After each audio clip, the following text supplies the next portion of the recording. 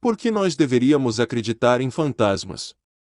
Em diversos países, o Halloween, ou Dia das Bruxas, é uma época em que histórias de terror e decorações assustadoras estão por toda parte, evocando o reino dos mortos. E mais do que isso, ensinando importantes lições sobre como levar uma vida baseada em princípios morais e éticos. As origens do Halloween moderno remontam ao Festival de Samhain, fim do verão, celebração pagã celta que marca o início da metade escura do ano em que reza a lenda: o reino dos vivos e o dos mortos se sobrepõem, e os fantasmas podem ser encontrados com frequência. Em 601 d.C., o Papa Gregório I orientou os missionários a não acabar com as celebrações pagãs, mas a torná-las cristãs, como parte de sua estratégia de converter o norte da Europa ao cristianismo. Assim, ao longo do tempo, as celebrações do Samhain se transformaram no Dia de Finados e no Dia de Todos os Santos, quando falar com os mortos era considerado religiosamente apropriado. O Dia de Todos os Santos também era conhecido como All Hallows Day, e a noite anterior como All Hallows Evening ou Halloween. Não só as crenças pagãs em torno dos espíritos dos mortos continuaram, como também se tornaram parte de muitos rituais da Igreja Católica. O próprio Papa Gregório I sugeriu que as pessoas que vissem espíritos deveriam encomendar uma missa para eles. Os mortos, sob esse ponto de vista, precisariam da ajuda dos vivos para fazer sua jornada em direção ao céu. Durante a Idade Média, as crenças em almas presas no purgatório levaram a Igreja a vender cada vez mais indulgências, documentos que concediam o perdão divino ou reduziam as penitências a quem pagasse. Ou seja, acreditar em fantasmas fez da venda de indulgências uma prática lucrativa para a Igreja. Foram essas crenças que contribuíram para a Reforma, movimento liderado pelo alemão Martinho Lutero que levou à divisão do mundo cristão ocidental entre católicos e protestantes. De fato, as 95 teses de Lutero, pregadas na porta da Igreja de Todos os Santos de Wittenberg, em 31 de outubro de 1517, foram em grande parte um protesto contra a venda de indulgências. Posteriormente, os espíritos foram apontados com superstições católicas nos países protestantes. Mas os debates sobre a existência de fantasmas continuaram, e as pessoas se voltaram cada vez mais para a ciência a fim de lidar com a questão. No século XIX, o Espiritismo, movimento que afirmava que os mortos podiam conversar com os vivos, se tornou rapidamente popular, assim como suas abordagens, sessões espíritas, tábua de Ouija, espécie de brincadeira do copo, fotografia de espíritos e afins.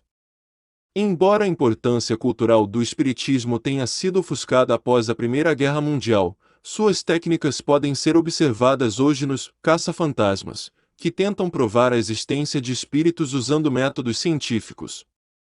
Essas crenças não fazem parte apenas do mundo cristão. A maioria das sociedades tem um conceito para fantasma. Em Taiwan, por exemplo, cerca de 90% das pessoas relatam ter visto espíritos.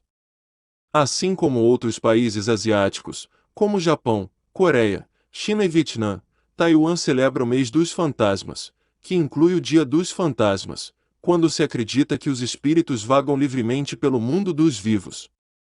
Esses festivais e crenças são frequentemente associados à Sutra, escritura sagrada budista de Uraban, em que Buda ensina a um jovem sacerdote como ajudar sua mãe, a quem ele vê sofrendo como um fantasma faminto.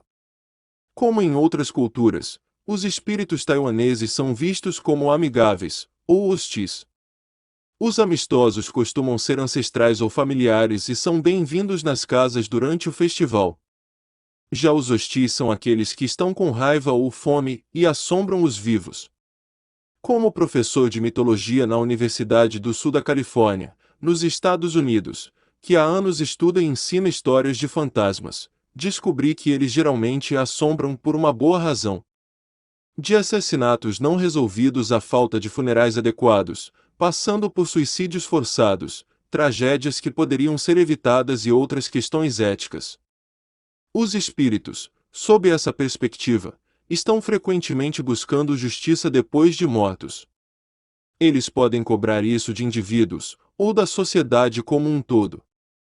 Por exemplo, nos Estados Unidos, foram reportadas aparições de escravos afro-americanos e nativos assassinados.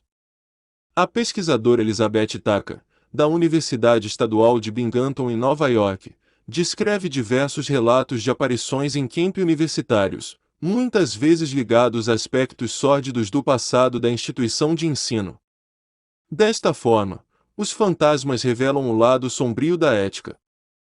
Suas aparições são muitas vezes um lembrete de que a ética e a moral transcendem nossas vidas e que deslizes podem resultar em um pesado fardo espiritual.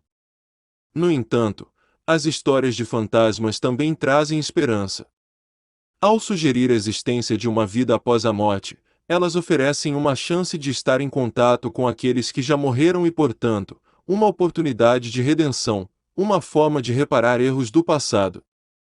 No próximo Halloween, em meio aos doces e travessuras, você pode querer dedicar alguns minutos para refletir sobre o papel dos fantasmas em nosso passado mal-assombrado, e em como eles nos conduzem a uma vida baseada na moral e na ética.